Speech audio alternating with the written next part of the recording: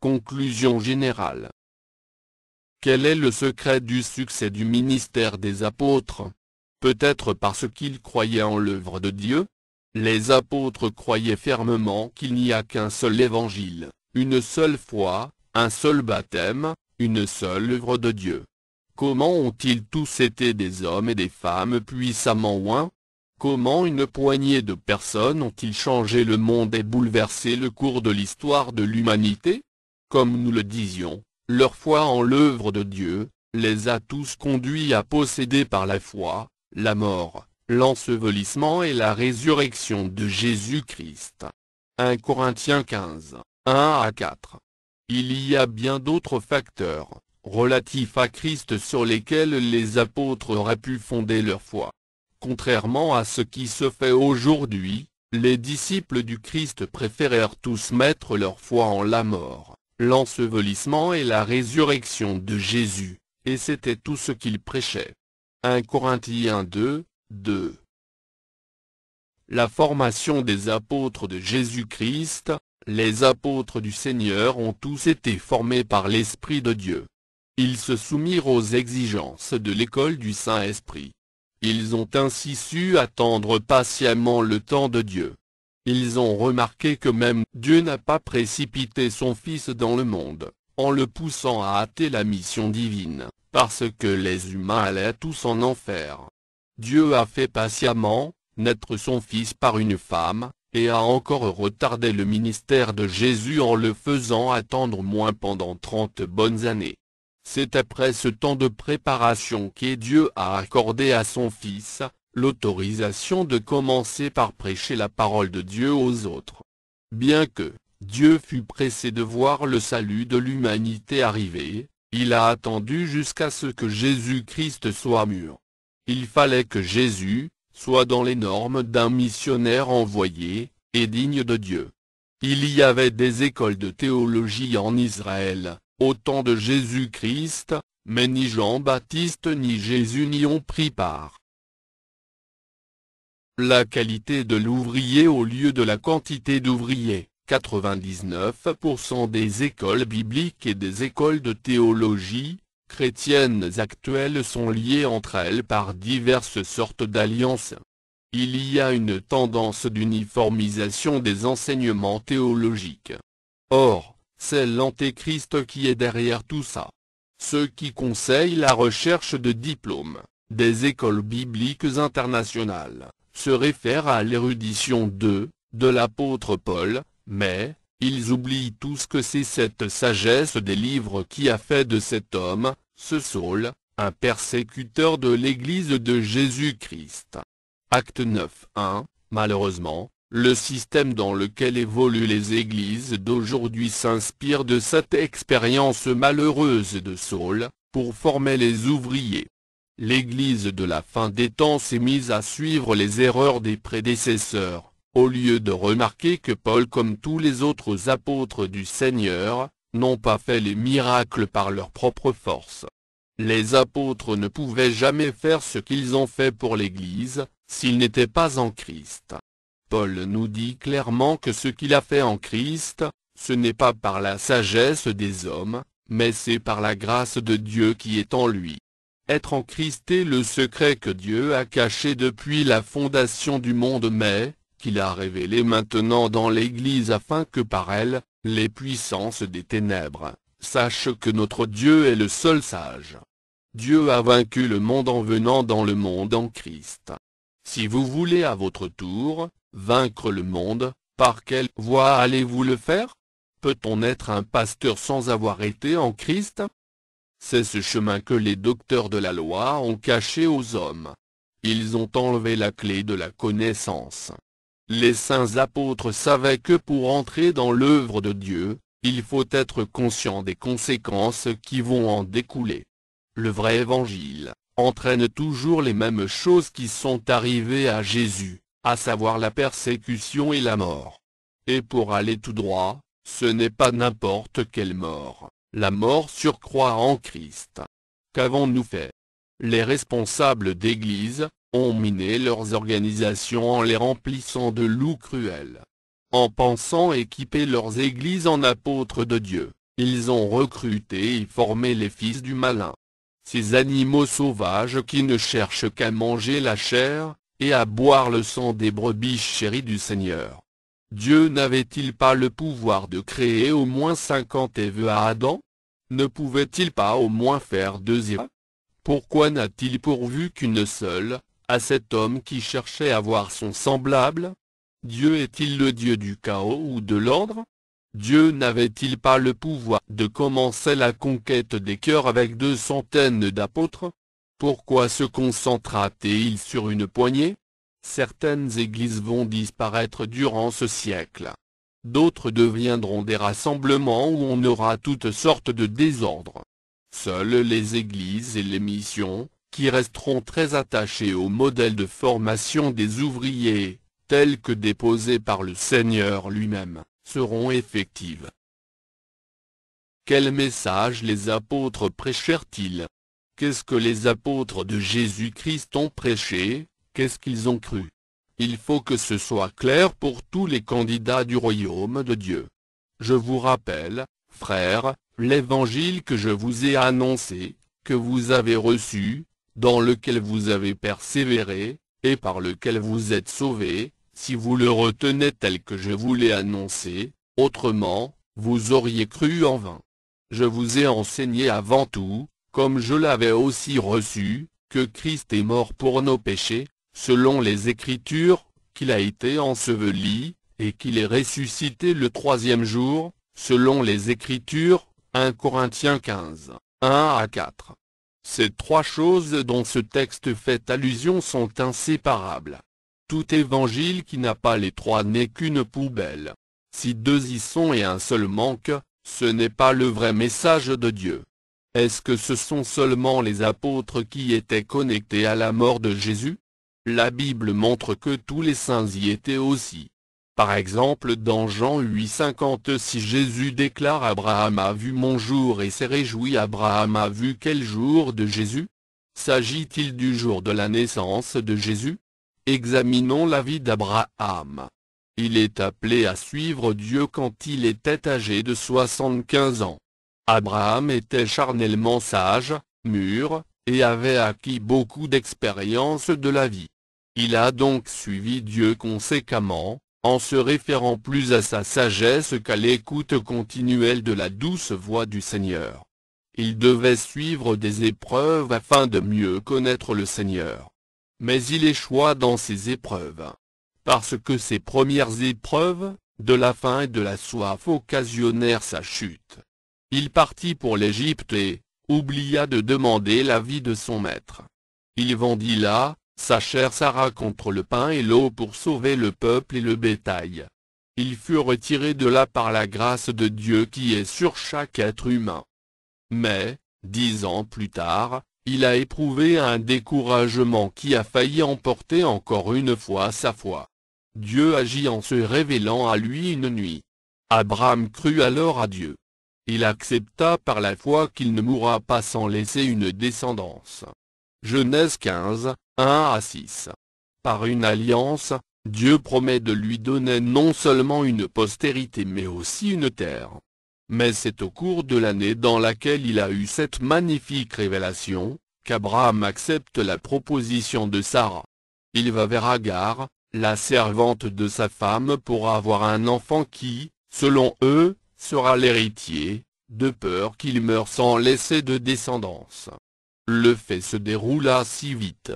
Abraham ne savait pas que lorsqu'un saint engendre un fait, qu'il soit bien ou mal, il reste éternellement.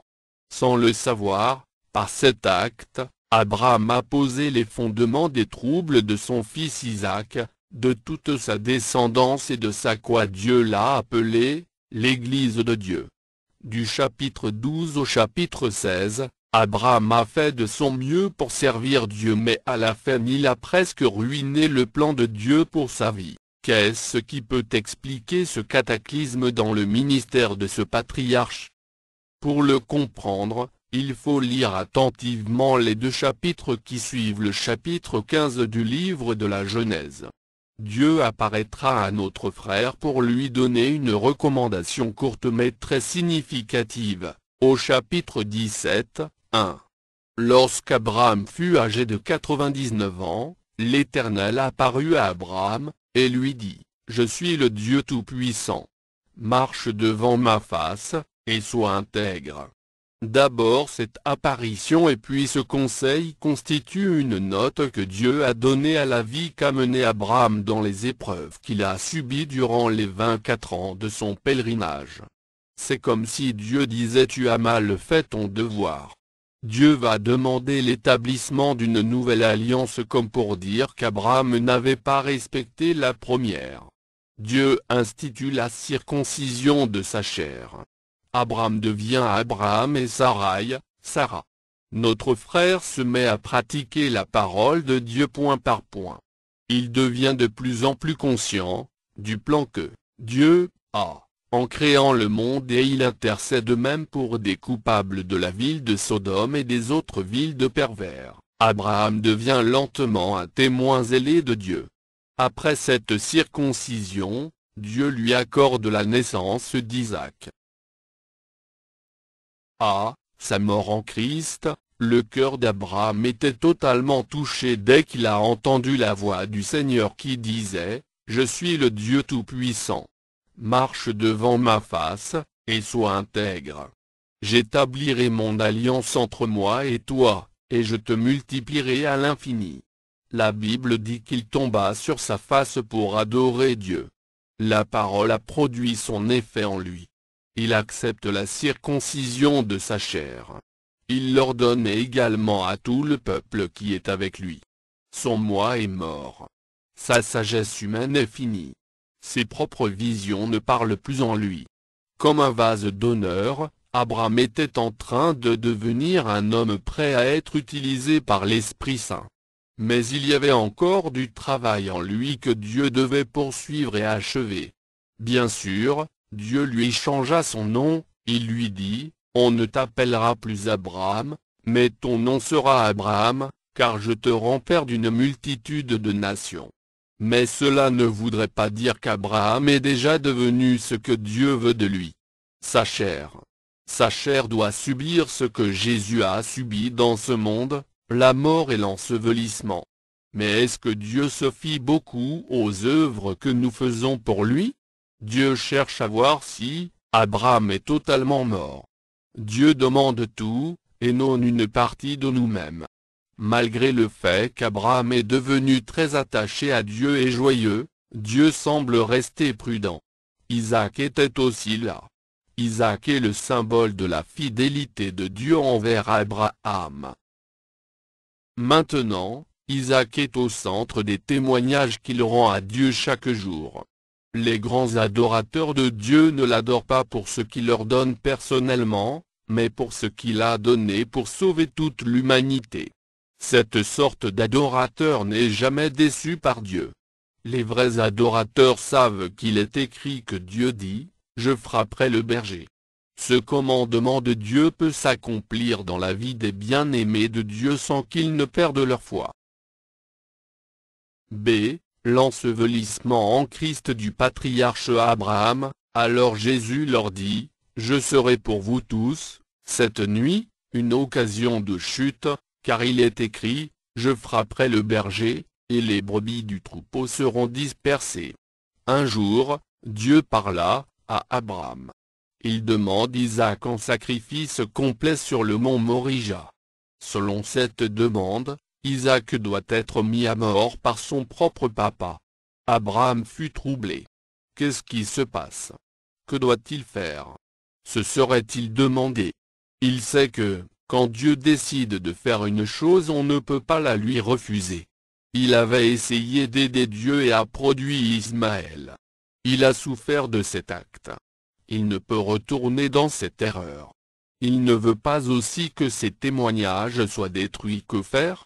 Abraham décide de tout perdre même si c'était lui-même qui devait trépasser. Il était prêt à mourir.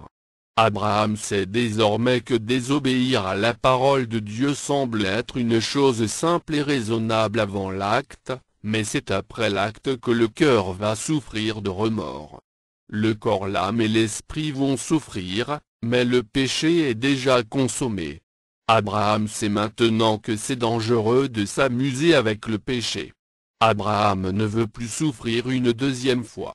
Après le forfait, le Seigneur peut encore se révéler au pécheur pour lui faire voir l'état dans lequel il se trouve. Une rupture s'établit automatiquement entre le pécheur et son Dieu. Ce Dieu qu'il aimait devient une terreur. Sans la repentance, le pécheur aura toujours peur de Dieu. C'est impossible d'aimer Dieu sans la repentance. Après son péché avec Agar, Dieu s'est retiré de la vie d'Abraham. Depuis la conception de la grossesse d'Ismaël jusqu'à la date à laquelle Dieu a demandé au patriarche de marcher dans l'intégrité, il n'y a plus eu de relation intime entre Abraham et son Dieu. Certains pécheurs ne sentent ce vide dans leur cœur que très tardivement. Chez Abraham nous remarquons que le silence dura 13 ans. Souvent le pécheur se sait d'abord bien dans la jouissance du péché, mais plus le temps du silence et du vide s'allongera, plus encore le pécheur deviendra malheureux. Abraham réfléchit à tout ceci et fait preuve de foi et décide d'obéir sans délai. Il part avec la victime. La disposition du cœur d'Abraham de tout perdre pour gagner Christ, et la circoncision de sa chair constituent tous les deux la figure de l'œuvre de Jésus-Christ dans nos vies. C'est sa résurrection en Christ. Abraham fut conduit par l'Esprit jusqu'au point où il est disposé à passer à l'acte. Au moment même où il est au point d'éliminer le petit, l'ange de l'Éternel tonna du ciel et lui demande de ne rien faire à l'enfant. Et Dieu déclare ce qui suit: je sais maintenant que tu crains Dieu, et que tu ne m'as pas refusé ton fils, ton unique. C'était donc le point final que Dieu cherchait dans la vie de cet homme. Dieu confirme par serment cette fois qu'Abraham sera le père de la foi et de tous les croyants. Je le jure par moi-même, parole de l'Éternel. Parce que tu as fait cela, et que tu n'as pas refusé ton fils, ton unique, je te bénirai et je multiplierai ta postérité, comme les étoiles du ciel et comme le sable qui est sur le bord de la mer, et ta postérité possédera la porte de ses ennemis. Toutes les nations de la terre seront bénies en ta postérité, parce que tu as obéi à ma voix. Genèse 22, 16 à 18. Pour comprendre le terme « toutes les nations de la terre seront bénies en ta postérité », il faut chercher à comprendre ce qui qualifia Abraham. Notre frère est maintenant, définitivement entré dans l'œuvre de Dieu, c'est-à-dire la mort de Jésus, son ensevelissement et sa résurrection. Il est entré par la foi, la repentance et par le baptême de la souffrance. Sur le mont Morija quelque chose de mystérieux s'était passé. Abraham a vu quelque chose. Il a vu dans une vision, l'œuvre de la croix. Cette œuvre que Dieu a faite dans le ciel, afin de sauver le monde du péché.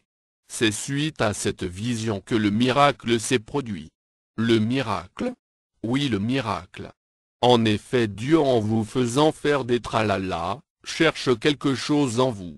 Il veut que le miracle se produise. Abraham fut transformé à l'image du Fils de Dieu. Il vit la mort de Jésus-Christ sur la croix et la gloire qui sera suivie. Dieu vous fait-il passer par des choses difficiles à comprendre? Ne vous en faites pas, croyez toujours plus fort, et priez-le de vous donner plus de force pour persévérer avec Christ. Abraham n'avait pas compris, mais, ce qui l'aida c'est la confiance qu'il a faite à Dieu, pour aller cette fois-ci droit au but sans faire usage de sa sagesse humaine, comme dans ses premiers pas avec le Seigneur. Abraham est né de nouveau, c'est le miracle de Morija. Il en donna un nom pour souvenir, Jéhovah Jireh. Ce qui veut dire qu'à la croix, Dieu a pourvu tout ce qu'il faut pour notre salut. La puissance, la richesse, la gloire, tout est pourvu déjà à la croix. C'est le miracle de l'agneau de Dieu. L'agneau de Dieu a été immolé pour nous afin que nous ayons la capacité de nous approcher de Dieu pour recevoir ce qu'il a obtenu pour toute l'humanité à la croix. La Bible confirme que l'agneau qui a été immolé est digne de recevoir la puissance, la richesse, la sagesse, la force, l'honneur, la gloire, et la louange.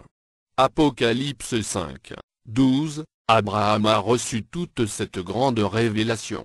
Voilà pourquoi Dieu lui déclare, « Toutes les nations de la terre seront bénies en ta postérité, parce que tu as obéi à ma voix. » Genèse 22, 18. Cela veut dire que tous ceux qui voudront entrer dans le royaume de Dieu comme le Fils est homme, doivent entrer dans le type de foi d'Abraham. C'est cela qui est l'objet de la promesse d'Abraham. Ésaïe disait, « Il arrivera, dans la suite des temps, que la montagne de la maison de l'Éternel sera fondée sur le sommet des montagnes, qu'elle s'élèvera par-dessus les collines, et que toutes les nations y afflueront.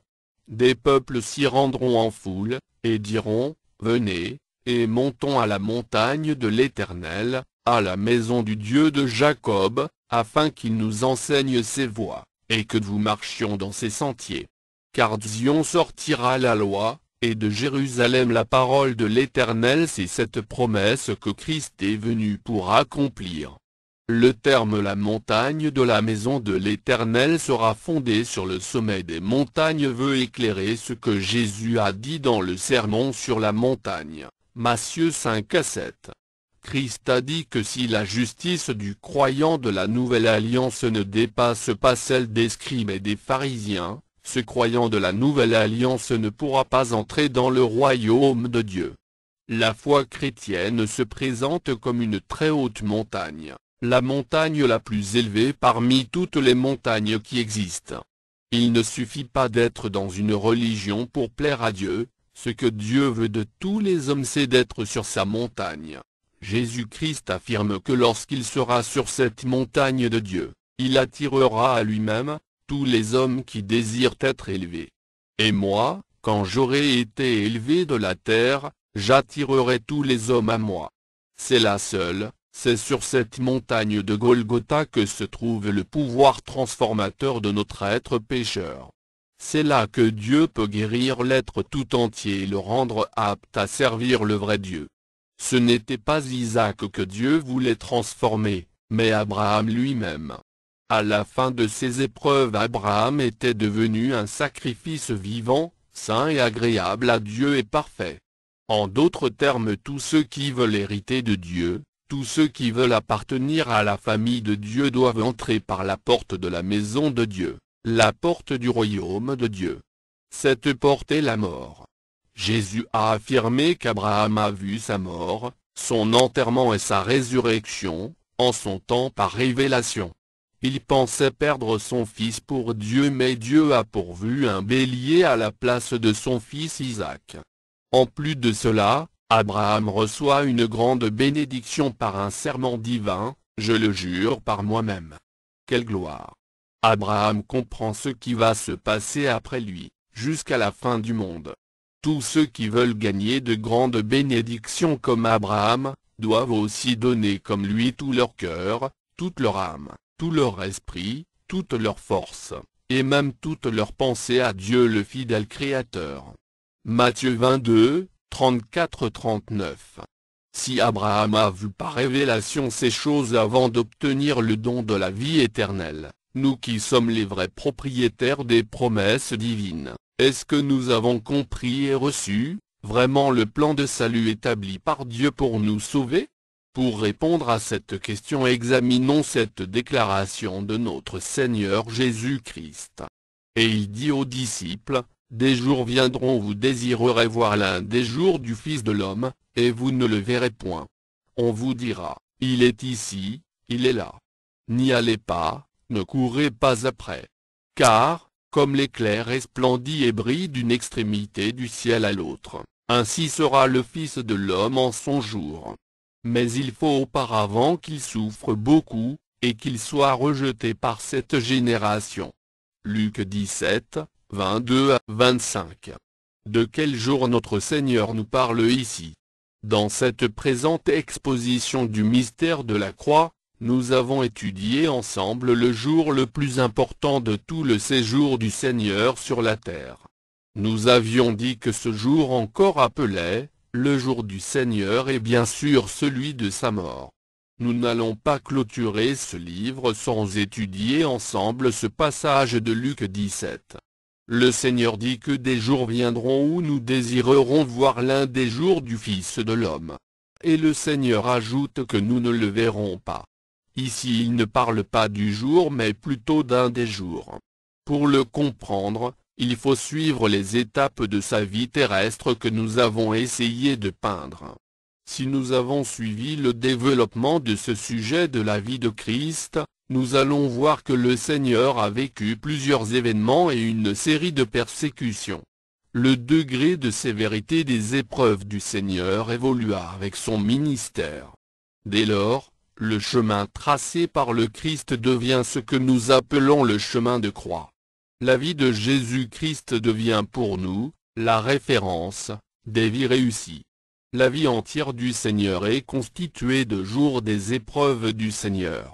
Chaque événement de sa vie glorieuse est un jour spécial que tout être humain désirant sauver son âme ne doit pas du tout négliger.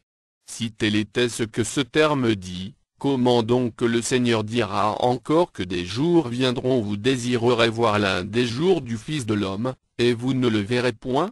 Aujourd'hui, nous avons le plus grand nombre de chrétiens que toute l'histoire de l'humanité n'a jamais enregistré. Les conversions à Christ continuent sans arrêt et le chiffre ne va jamais en baissant. Comment allons-nous comprendre la prophétie du Seigneur? Nous insistons que c'est une prophétie, ce n'est pas une malédiction. Ce n'est qu'un avertissement que Dieu donne aux saints. Il doit avoir un problème dans la foi chrétienne des derniers temps. Est-ce que le christianisme actuel a oublié de mettre dans sa doctrine la croix? Est-ce qu'aujourd'hui le monde chrétien confond l'œuvre de Dieu aux œuvres de Dieu? Il semble que ce soit le nœud du problème général des croyants d'aujourd'hui. La croix n'est plus au cœur de la foi. En conséquence, il y a de la confusion partout. On confond tout. L'œuvre de Dieu, au lieu de rester ce qu'elle est, une, se retrouve toujours sous la forme plurielle, de même que la foi qui est également toujours au pluriel, au lieu d'être unique, une seule foi, comme le disent les Écritures. La régénération, le point final de l'œuvre de Dieu en nous, la perfection que Jésus-Christ veut, ne s'arrête pas seulement à notre état physique, mais il veut voir surtout la perfection de notre état moral. Que notre pensée commence par s'aligner sur la pensée de Dieu, c'est le renouvellement de l'intelligence. Ceux qui ont été ainsi renouvelés, sont ceux-là que la Bible appelle les bâtisseurs de la cité éternelle, le royaume de Dieu. Ceux qui ont sanctifié leur esprit, c'est-à-dire leurs pensées, sont ceux qui peuvent participer à la construction de la cité de Dieu. Afin de connaître Christ, et la puissance de sa résurrection, et la communion de ses souffrances, en devenant conforme à lui dans sa mort, pour parvenir, si je puis, à la résurrection d'entre les morts. Philippiens 3, 10, 11. Le premier fruit de la foi et de la repentance en Christ, d'un enfant de Dieu, est le salut de son âme. La mort produit comme fruit la régénération de l'âme. La Bible donne une précision sur ce que Dieu veut. Elle affirme que ce que Dieu veut, c'est notre sanctification. Elle ajoute aussi que tel Jésus est tel nous sommes aussi dans ce monde. Elle explique qu'en le faisant, le chrétien pèlerin montre que la parole de Dieu qui est en lui est parfaite, 1 Jean 4, 17. Comme Jésus est, ainsi devons-nous devenir avant notre admission aux portes du royaume. La Bible nous avertit qu'il n'entrera chez elle, la cité des félicités, rien de souillé, ni personne qui se livre à l'abomination et au mensonge, il n'entrera que ceux qui sont écrits dans le livre de vie de l'agneau. C'est la raison pour laquelle Dieu veut vous montrer ce que nous devons faire pour atteindre cette stature. Il y a des particularités propres aux 4 livres de l'Évangile de Jésus-Christ. Dans les évangiles synoptiques, l'accent est mis sur la description des actes du Seigneur, plus que dans celui de Jean où le verbe est mieux retenu.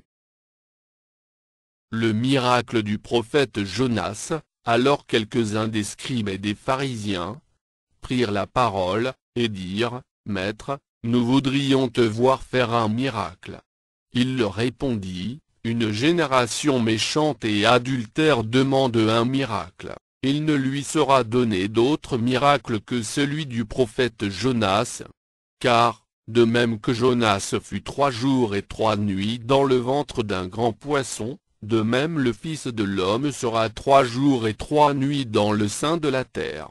Les hommes de Ninive se lèveront, au jour du jugement, avec cette génération et la condamneront, parce qu'ils se repentirent à la prédication de Jonas, et voici, il y a ici plus que Jonas.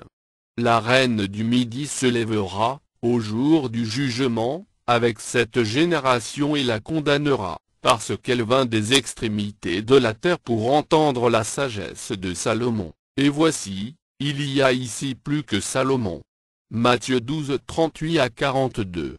Qui est Jonas? Le Seigneur dit de notre génération ce qui suit, « Il ne lui sera donné d'autre miracle que celui du prophète Jonas. » La question qui vient à notre esprit est la suivante, qui est Jonas? La Bible dit que la parole de l'Éternel fut adressée à Jonas, fils d'Amittai, en ces mots, « Lève-toi, va à Ninive, la grande ville, et crie contre elle. Car sa méchanceté est montée jusqu'à moi. » Jonas 1, 1, 2. Nous pouvons voir que Jonas est un homme de Dieu, et plus encore un prophète de Dieu. Il a un message pour le peuple de la part de Dieu. Ce qui ne cloche pas avec son titre est le verset qui suit, « Et Jonas se leva pour s'enfuir à Tarsis, loin de la face de l'Éternel. Il descendit à Jaffo, et il trouva un navire qui allait à Tarsis. Il paya le prix du transport, et s'embarqua pour aller avec les passagers à Tarsis, loin de la face de l'Éternel. » Remarquez la répétition de l'expression « loin de la face de l'Éternel » et comparez le passage au verset 16 de Genèse 4. Jonas ne connaissait pas bien qui est l'Éternel. Plusieurs chrétiens sont dans ce domaine.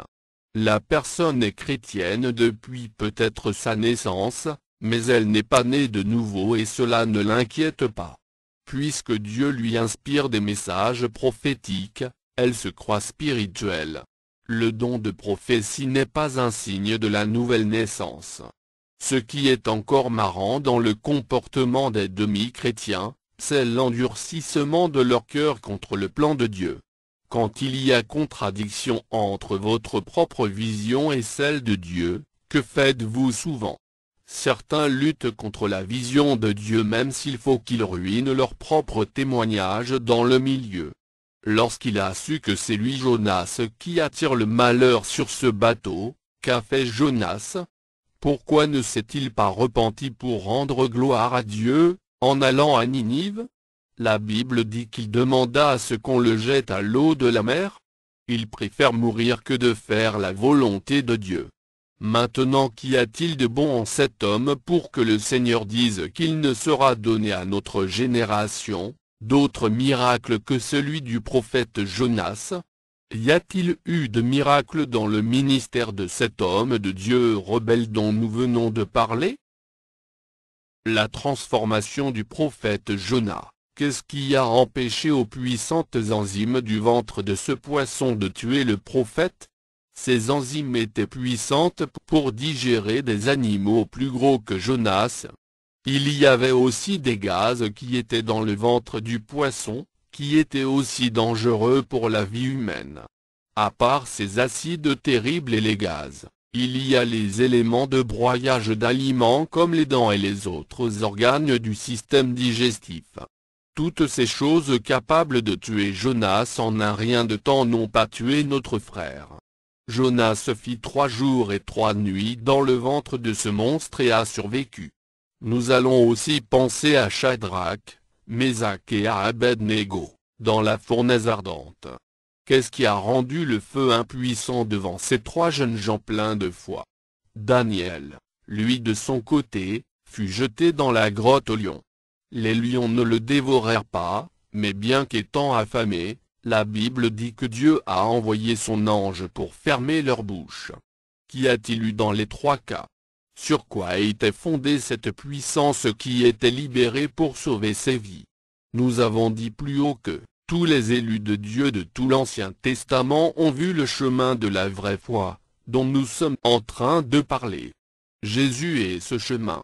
Jésus n'a pas copié Jonas en descendant dans le séjour des morts. C'est plutôt Jonas qui a été amené par le Saint-Esprit dans le ventre du poisson afin de voir le chemin qui conduit à la vie éternelle. Jonas a vu le jour du Seigneur Jésus, il a cru et il s'est repenti. Jonas s'est identifié à Christ en sa mort. Il est entré dans la mort de Jésus par la foi et la repentance. Il fut alors baptisé dans la mer. Les démons qui rendaient bancale la foi du prophète furent jugés dans cette eau du baptême. Les démons qui rendaient le prophète têtu le laissèrent. Il put alors se repentir à fond. Jonas était un prophète qui n'était pas né de nouveau. C'est son baptême qu'il a reçu dans la mer. Lorsque les marins païens l'ont jeté dans l'eau, c'est ce baptême qui fut le point de départ de son salut. Jonas fut enseveli dans le sein du gros poisson pendant 3 jours et 3 nuits. Le poisson le rejeta après cela sur la plage devant la ville de Ninive. Jonas a vu de loin la résurrection du Christ. Il a reçu la plénitude de la révélation de l'œuvre de Dieu pour le salut de l'humanité. Le miracle de Jonas est le même que celui d'Abraham. C'est le seul qui donne le salut aux âmes. Chez les 3 compagnons de la fournaise ardente, ils reçurent directement la vision de Christ et de son œuvre salvatrice pour la race humaine. Ils furent baptisés et ensevelis dans le feu. Ils sortirent du feu vivant et sans aucune trace de brûlure. Le feu ne pouvait pas avoir de la force sur eux, parce qu'ils étaient debout sur la montagne sur laquelle il sera toujours pourvu. Les révélations de Daniel, au chapitre 12, montrent bien qu'il a la vision de l'œuvre ultime de Dieu pour la race humaine. Daniel avait la vision intérieure permanente de l'œuvre de Christ à la croix. Ceux qui ont cette vision permanente de la mort, de l'ensevelissement et de la résurrection de Jésus sont les hommes et les femmes de foi. Ce sont eux qui croient en Dieu. Ils croient en ce que Dieu a fait pour nous sauver. Ceux qui croient en ce que Dieu a fait par Christ sont ceux qui ont reçu Jésus. C'est le vrai évangile. Comme nous pouvons le constater, dans l'Ancien Testament, il fallait voir Jésus intérieurement dans son esprit, avant d'avoir la vie. Nous pouvons aussi conclure que dans l'Ancien Testament chacun a dû voir Jésus avant de devenir un héros de la foi. Mais comment? Dans l'Ancien Testament c'était encore flou.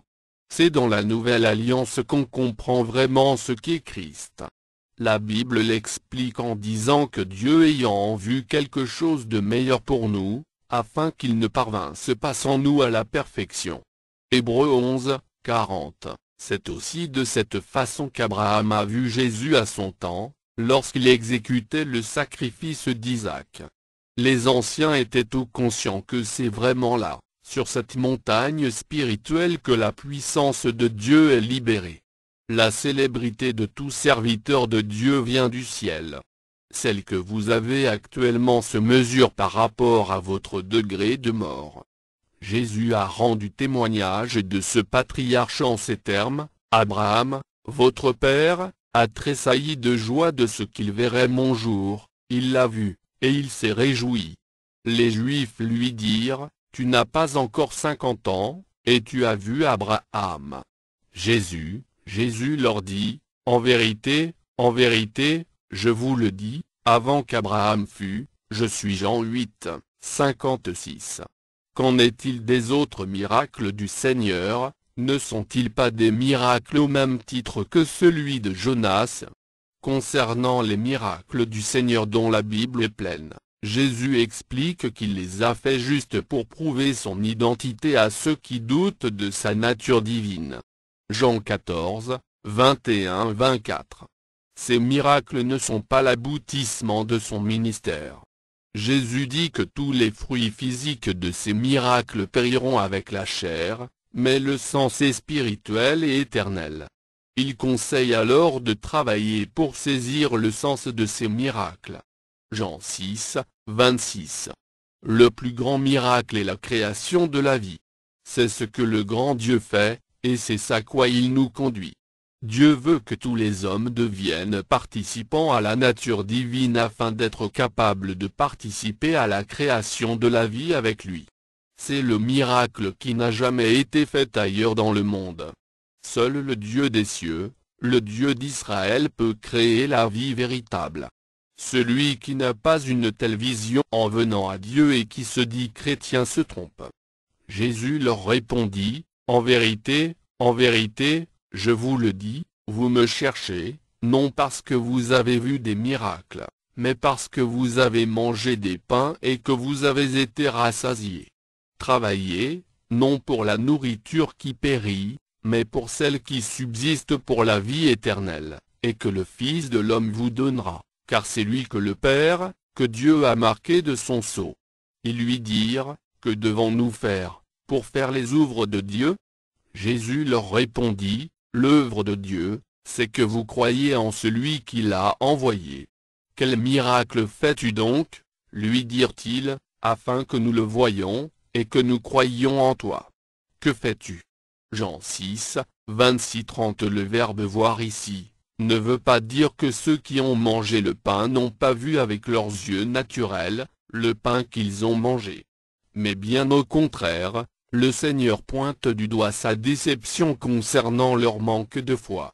En effet, sans la foi, on ne peut pas voir l'œuvre de la croix. Si votre ministère est fondé sur la puissance de Dieu uniquement, ou même sur la mission d'évangélisation du monde perdu, ou sur la charité, ou sur l'accomplissement de miracles, ou sur un volet quelconque de la mission du Christ et que vous n'avez pas compris l'œuvre de la croix concernant votre propre vie, vous êtes un outil du diable. L'œuvre que Christ a faite et qui est valable dans le ciel, c'est sa mort, son ensevelissement et sa résurrection. Les trois sont un, on peut les résumer en sa mort. C'est cette mort qui est l'œuvre de la croix. L'œuvre de la croix est l'œuvre de Dieu. L'œuvre de Dieu pour nous les humains est de nous faire entrer dans la mort de son Fils afin d'hériter avec lui, la vie éternelle. Il n'y a qu'une seule œuvre qui libère les bénédictions de Dieu. Jésus l'affirme, l'œuvre de Dieu, c'est que vous croyez en celui qui l'a envoyé.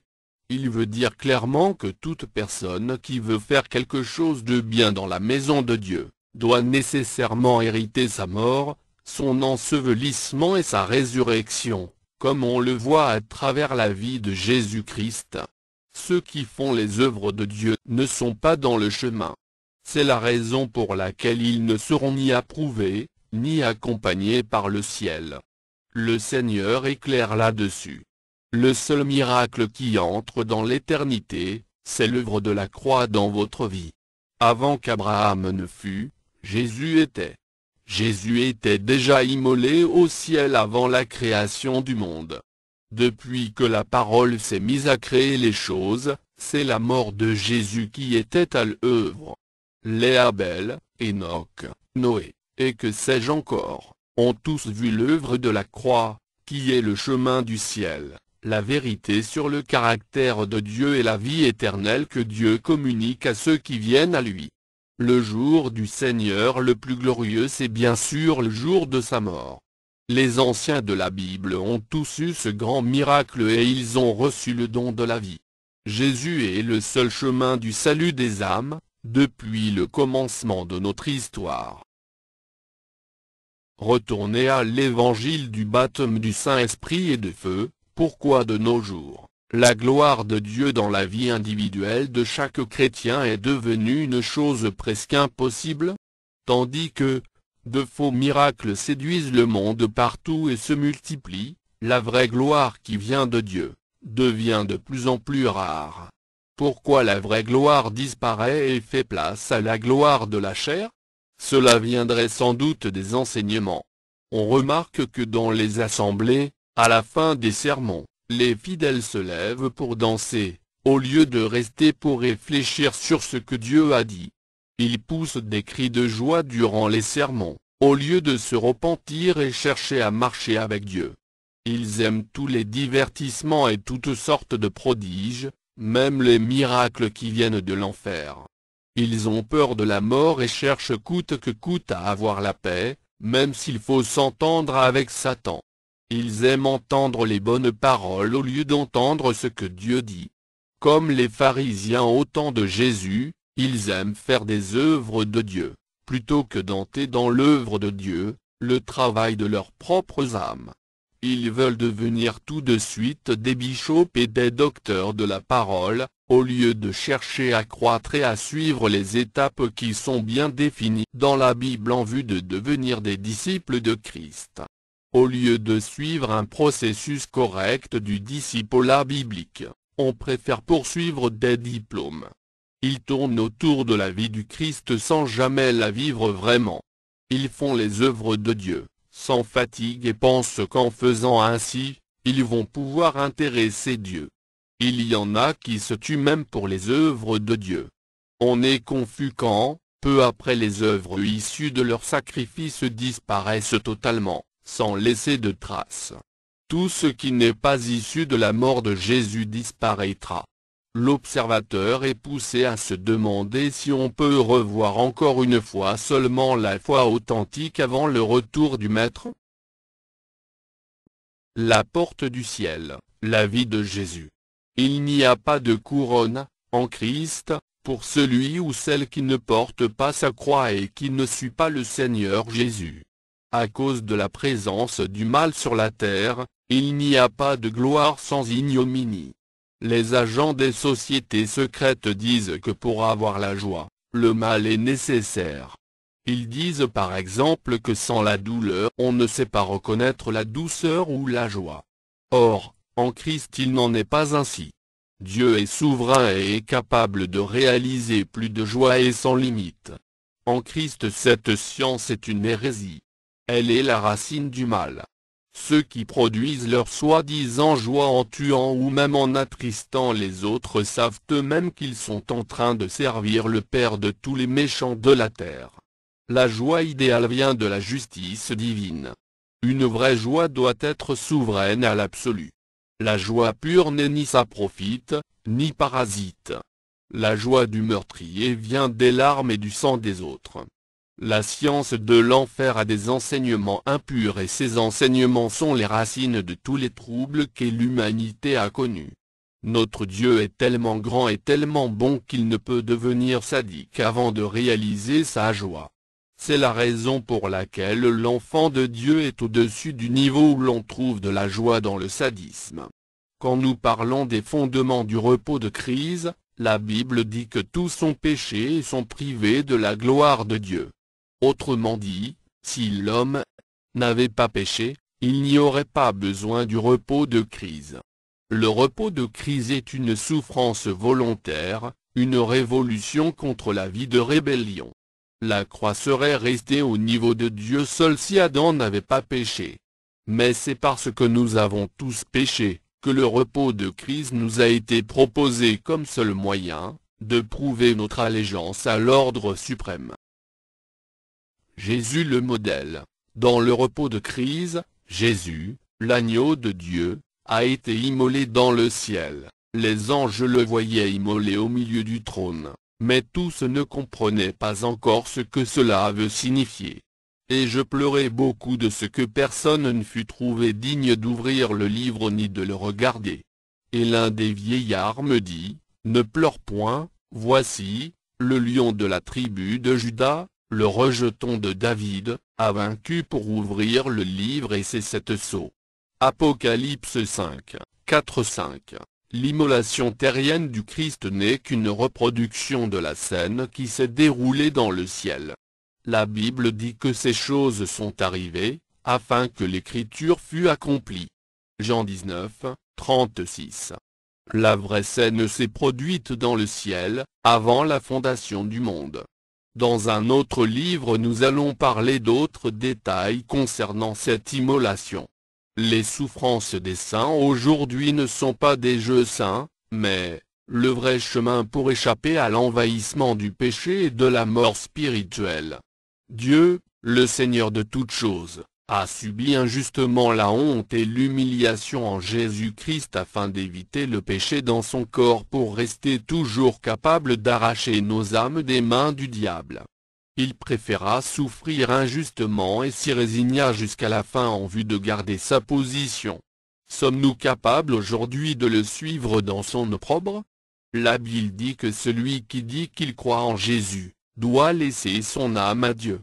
Le Seigneur fait travailler les âmes de tous ceux qui ont la foi d'Abraham. À cause du travail de son âme, il rassasiera ses regards. Ésaïe 53, 11. L'âme travaille. C'est durant ce travail que l'œuvre de Dieu se produit dans la vie du croyant. C'est lors de ce travail que s'élabore la mort de la chair et la résurrection de l'esprit, c'est dans cette âme que sont stockées toutes les données, bonnes ou mauvaises. Marc 7, 18 à 23. On entre dans la mort par la foi, mais nous avons montré plus loin que nul ne peut hériter de Christ, sans avoir donné des noms corrects aux choses de ce monde des ténèbres. Comme Adam l'a fait en son temps, celui qui veut réussir sa vie chrétienne doit avoir en lui la sagesse de Dieu, pour déchiffrer les choses. Par sa connaissance mon serviteur juste justifiera beaucoup d'hommes, et il se chargera de leurs iniquités. Plus votre âme est élaborée, plus vous avez le pouvoir de devenir une source de bénédiction qui ne s'arrête pas à vous seul. La mort de Jésus a duré 3 jours et 3 nuits. Il n'est pas mort pour l'éternité. Après sa résurrection, il est vivant pour toujours au siècle des siècles. Ce qui veut dire que si nous acceptons mourir par la foi, il va nous relever et nous glorifier. Pour avoir la résurrection, il faut accepter mourir par la foi avec Jésus. Jésus n'est pas mort pour l'éternité, ne craignons pas de souffrir. La Bible ne dit-elle pas que seuls les sages hériteront la gloire? Si nous feintons l'évangile, c'est pour notre malheur. Ceux qui entreront dans cet héritage rencontreront le Seigneur lui-même. C'est en lui que vous allez régner. Le but de la foi, la démonstration de victoire de Dieu sur la mort. Les gens de Ninive se lèveront pour dire aux gens d'aujourd'hui, « Oh! Comment se fait-il que votre foi est encore si petite? Si nous, à notre temps, nous avions vu Jésus dans toute sa gloire comme celle de l'ère chrétienne, nous aurions déplacé les montagnes, amené le système du monde à la croix, nous aurions montré au diable la puissance de Dieu. Mon frère, ma sœur, puisse Dieu nous soutenir dans notre appel. Le miracle de Jonas nous est accordé, l'avons-nous reçu dans notre propre vie? Comment allons-nous faire pour l'avoir?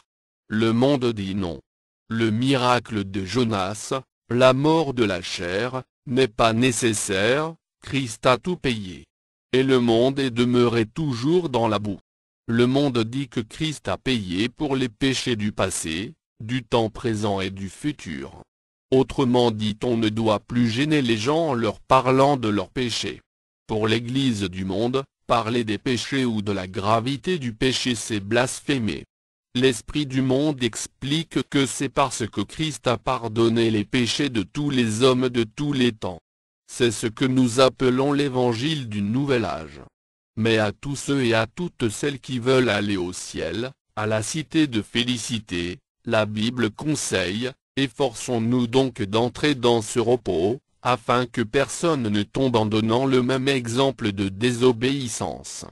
L'obéissance attendue, celle dont parle ce texte, est la réponse positive que vous donnez au Père Céleste suite à l'appel qu'il vous adresse à l'imiter dans son œuvre. Au niveau de la transformation de votre comportement ou de votre éthique, ce sont ceux qui vivent avec vous dans votre maison, ceux avec qui vous êtes au service, vos proches, etc., qui vont rendre témoignage du miracle qui s'est produit en vous. Le miracle de Jonas. Nous aurons moins de prisonniers, moins de surmenés, moins d'impurs, de délinquants et de personnes irresponsables dans les églises, si vraiment le miracle d'Abraham s'opérait dans la vie des chrétiens. En ce qui concerne la foi, pour avoir la puissance de Dieu, il faut vite remarquer que la puissance de Dieu n'est pas une mitraillette automatique, qu'on trimballe. Tout le monde veut imiter les grands pasteurs des chaînes de télévision internationales. Mais est-ce que Dieu est forcé d'agir toujours de la même façon dans la vie des gens? Celui qui a en lui la puissance de Dieu, c'est celui qui a subi la mort de Jésus dans sa vie.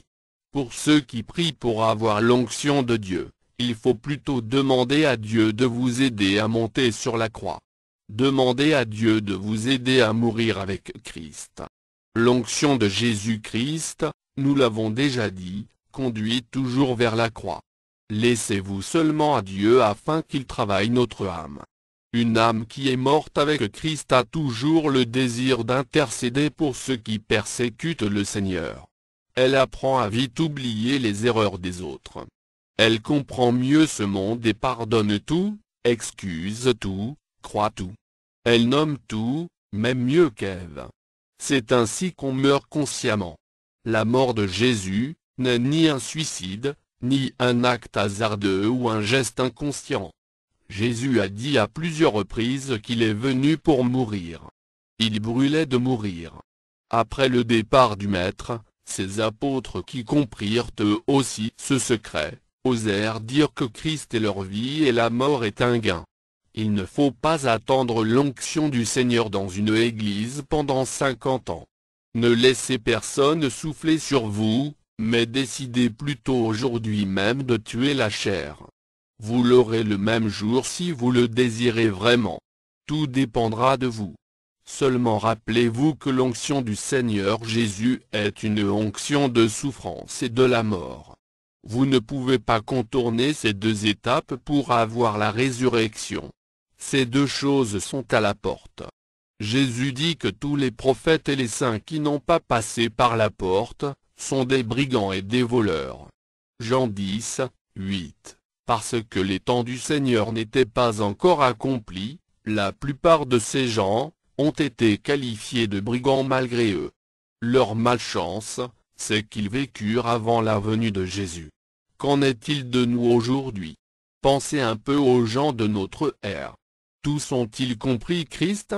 Quel aurait été le sort de tous les chrétiens racistes? Dieu a-t-il inventé une porte spéciale pour les chrétiens racistes? Si aujourd'hui, malgré tous les sacrifices du Seigneur, nous ne répondons pas à l'appel pour nous mettre en marche, il n'y aura plus d'excuses. Nous sommes pires que les voleurs dont le Seigneur a parlé, nous sommes des impies. Il ne reste plus que le jugement terrible de Dieu pour nous frapper. Toute personne qui se dit serviteur de Dieu et qui n'est pas morte avec Jésus, est un serviteur du diable. Il devient ennemi de Dieu, parce qu'il va prétendre servir Dieu, alors qu'il vit dans la chair. Nous avons aussi parlé de comment on meurt avec Christ. La mort avec Christ, on la cultive par la foi et la repentance, et puis quand elle arrive, on fait tout pour la maintenir en nous. La résurrection est entièrement une œuvre de Dieu, mais elle dépend aussi du niveau de la mort de notre chair. Quand il n'y a pas de mort, il n'y a pas de résurrection. La foi, la repentance et le baptême de leur côté, ne doivent pas être progressifs, ils doivent être immédiats et en bloc. Par exemple, quand on prend un engagement pour cesser de mentir, on ne doit pas se dire « je vais continuer par mentir dans ce domaine-ci et dans tel et tel autre domaine je ne mentirai plus jamais ». Cela n'est pas une repentance biblique. La repentance est une décision ferme. Le baptême se fait aussi dans les mêmes conditions. Quand on descend dans l'eau pour se faire baptiser par immersion, on est conscient que c'est la guerre qu'on déclare au diable. C'est après son baptême que Dieu a envoyé Jésus pour combattre le diable face à face. Mais avant le baptême, Dieu a caché Jésus en Égypte, mais tout juste après son baptême, il ne sera plus sous des tuteurs, il ne sera plus quelqu'un que Dieu va cacher en Égypte et consorts, mais il s'est lui-même présenté à Satan. Il est maintenant comme une ville située sur une montagne.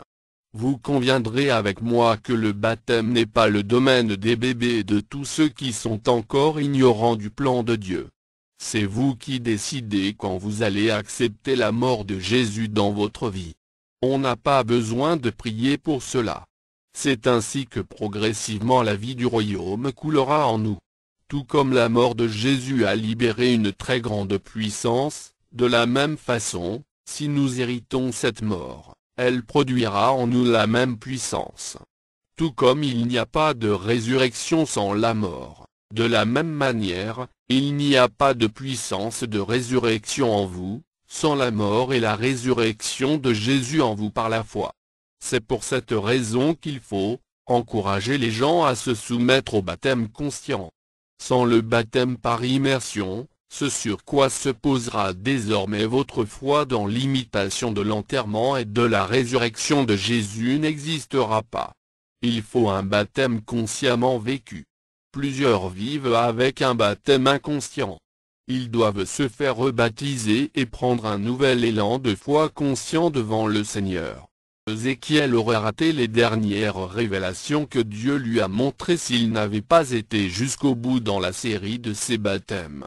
Ézéchiel 47, 6, 7. L'évangile a été truqué.